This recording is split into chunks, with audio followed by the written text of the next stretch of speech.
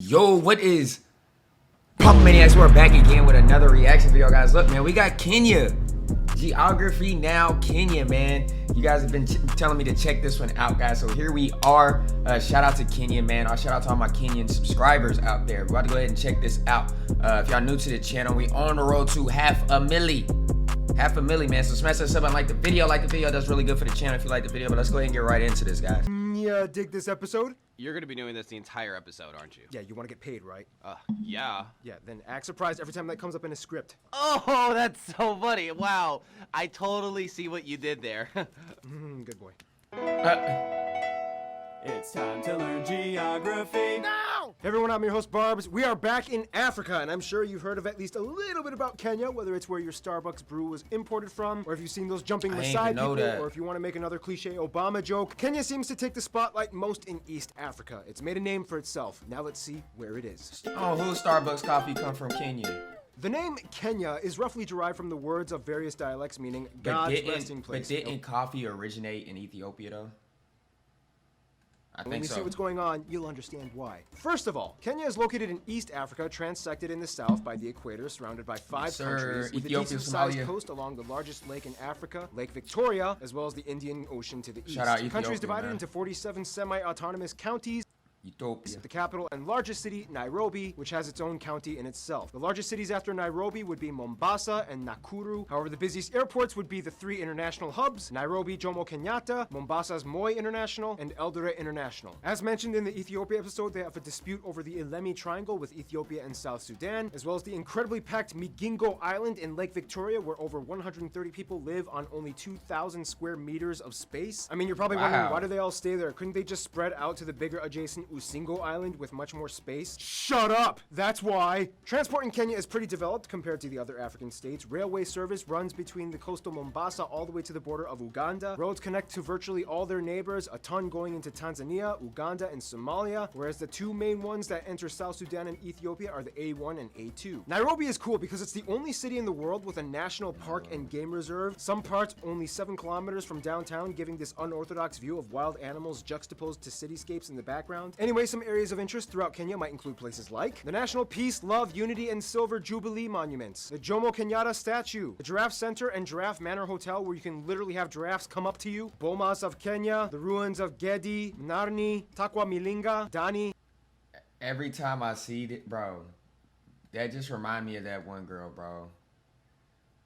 The one that be twerking with the thing on her. Y'all already know who I'm talking about, bro. If you don't want to, she be on TikTok, bro.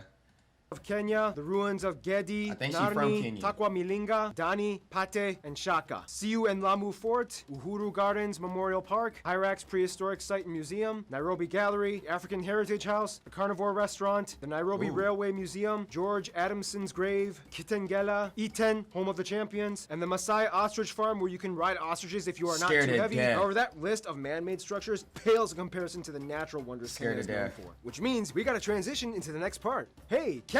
What's up? Yeah, guess what comes up next? Dude, it's the same thing in every episode. I'm pretty sure they know what's gonna happen next. Okay, Ken, I'm really getting sick of your sass. Okay, I cannot stand it. Okay, that was good. What was good? Some countries thrive off of industry, some off of finance. Kenya's strongest feature, though, would downright have to be its natural landscape. First of all, Kenya lies right on the East African Rip, which, as we explained in the Eritrea and Ethiopia episodes, is the series of cracks in East Africa that splits all the way down from the Red Sea to Mozambique, creating highlands in the west and flatter savannas and valleys in the east along the coast. This also creates a wonderful network of narrow, slivery lakes, like the largest one, Lake Turkana, in the northwest, along the border with Ethiopia. Lake Turkana is the world's largest desert lake, and due to its salinity, the world's largest alkaline lake as well. This means that Kenya is technically on a volcanic zone, although most of the volcanoes are all but Holocene and extinct. The last major eruption was around 100 years ago on Emurango Golak in the central West Highlands. However, at over 5,100 meters, that volcanic activity did create the largest mountain in Kenya and the second in all of Africa, Mount Kenya, which is where Kenya got its name from. Oh, and Mount Longonot looks kind of creepy because it has like 3 mini crater pimples on the side. Close by the base of Mount Kenya, you can find the longest river, the Tana, that flows down to the valleys and eventually empties into the Indian Ocean. Kenya has 54 national parks and game reserves, the largest one being the Tsavo in the southeast. However, the most popular one being the Masai Mara along the border with Tanzania, technically part of the Serengeti. Here, the Great Migration occurs, in which every July, the largest animal migration on Earth moves millions of nomadic species up to Kenya from Tanzania. It's such a hotspot that even National Geographic is like so over it. I seen that in a cartoon movie. I can't. Is it Madagascar? No, it's not Madagascar. I don't know what movie it is. It's a cartoon movie, and that's what they do. They migrate to another part. Covered it like a trillion times. Speaking of which, Kenya is, no surprise, a wildlife haven. The big 5 animals are common around here, one of which being the national animal, the African lion, and they can be found at almost every national park. There are way too many species to list, but basically almost every animal in the Lion King can be found in Kenya, let alone East Africa. And yes, wildebeest can be kind of like total douchebags. Who are wildebeest again? They're the ones that killed Mufasa. Not Jumped Mufasa. it. No. Oh no, Simba. yeah, No. the dad. Oh Yeah, no, that is Scar's Mufasa. the bad guy. Yeah, Mufasa's the Mufasa bad. sounds like a Resource-wise, bad Kenya guy, is a though. country of balance. Today, the service sector and tourism contributes to over 60% of their overall GDP, making it their largest foreign exchange earning sector. Agriculture has always been a principal driving force for Kenya as well. Today, they are the 3rd largest tea producer in the world after China and India. Yeah, way to go, Kenya. Speaking of which, food in Kenya is similar to other African Great Lake nations. Most meals are served with the national staple ugali, which is mashed grain powder, often mixed with cassava or plantains, cooked into a thick, starchy, bland paste. You're supposed to eat it with stews and sauces and meats. Ooh. Otherwise, sukuma wiki or greens usually accompany ugali my, at every them meal. greens are Bueno fire. and dalia are common, and if you're lucky, try some onyoso, ngen, and dede for snacks. By the way, have I'm not, no sir, but this right here look good. Hold on. The Aaliyah. eat it with stews and That look good. What is this though? Like carrots maybe? That look fire. sauces and meats. Otherwise, sukuma wiki or greens usually Oh, accompany those ugali greens at every look meal. good. Bueno and dalia are That looks fire, bro. Oh my gosh. common, and if you're lucky, try some onyoso, No. ngen, and Did that dede say ants? That didn't say ants, bro. and sauces and meats. Otherwise, sukuma wiki or greens usually accompany ugali at every meal. Bueno and dalia are common, and if you're lucky, try some Ants? Bro, y'all's ants are big enough to eat? onyoso, ngen, Termites? Stop playing. Stop the cat. Bro, termites, bro? They look well seasoned though. I'm not gonna lie. They definitely look well seasoned. But I don't think I'm gonna try those. and dede for snacks. And grasshoppers. If I was to try any of these, I'm gonna have to go with the ants probably. I'm not doing the termites. I do the grasshoppers or the ants. That's about it. By the way, have you ever noticed that a ton of sub-Saharan African tribes have like amazing teeth? Well, it's mostly because a lot of them use chewing Facts. sticks, which are twigs from various trees like licorice bush, gum trees, and the Salvador persica, also known as the toothbrush tree. These twigs have natural teeth cleaning and whitening properties. You can even buy them on Wow. Amazon. Overall, Kenya is seen as like the financial hub for both That's East facts, and though. Central Africa, as they have the highest GDP in the region, famous for their newly established digital industry, including the introduction of M-Pesa, mobile banking systems used by millions of people across the world. Kenyans are also famous for their interesting investment groups known as chama or table banking. It's a little hard to explain, but it's basically like a crude version of bank loans, but it's operated by a community of friends that you really trust. It's like, all right, boys, put your money on the table. All right, cool. So this is all the money we got. You can grab as much as you want, but you got to explain what you're going to use it for and how you're going to invest and how you're going to pay off on interest next month. Ken, go. I'm gonna take $5,000. There's these new shoes that I'm trying to invent, but get this, it's made out of coffee. Okay, Ken, you're out of the club. No, but seriously, check out this video by Joy Wool Organization. I'll put a link in the description. They did a great job explaining. Kenyan people are Table definitely banking. an entrepreneurial bunch of people that have made a name for themselves. Let's see how in... If East Africa was a family, Kenya would be like the brother who got rich but still has some weird issues in his head that he kind of has to suppress. First of all, the country has about 49 million people, and about 3/4 of the population is below 30 years of age. The country is made up of about 47 different Wow. tribes. However, the majority of these tribes are classified Kenya under the young. Bantu peoples at 67%, the Nilotic peoples at around 30%, and the remainder is made up of other groups, mostly Cushitic, Arabs, Indians, and Europeans. Of the Bantu peoples, however, the largest tribes would be the Kikuyu, the Luya, and the Kamba, whereas the largest Nilotic groups groups would be the Kalenjin and the Luo. The country also uses the Kenyan shilling as their currency. They use the Type G British-style plug outlet, and they drive on the left side of the road. Basically, there is no single Kenyan culture, but rather a plethora of vibrant tribes, each with their own unique traits, trades, and traditions. For example, some of the overarching summaries I've gotten from you guys, the Kenyan geographies, include descriptions like: the Kikuyu are often known for being good businessmen. The Luya are good at rugby. The Luos take politics and music very seriously, and they're very proud that Obama's dad was from their tribe. The Kisi are the tough tea farmers. The Kalenjin are the runners, as 75% of all Olympic gold medal athletes have come from them, mostly in running sports. The Kamba are great Am I pottery. wrong, but was it the Kenya runner that was barefooted? I think, nah, he might have been from Ethiopia. That was barefooted. That ran barefooted. Bro. Carving artists. The Turkana have those really long beaded necklaces that stretch their necks. The Meru moved from Tanzania and might be a lost tribe of Israel. The Rendile are desert nomads. The Idako have a cool dance and are known for bullfighting. The Mijikenda live in a secret forest where they bury these secret talisman things that I didn't have time to research. Hey, Ken! Nope, not doing it this time. No, I'm not making a pun. I literally just want to ask you something. Oh, okay. Can you research the Mijikenda tribe for me? Laugh or you're fired.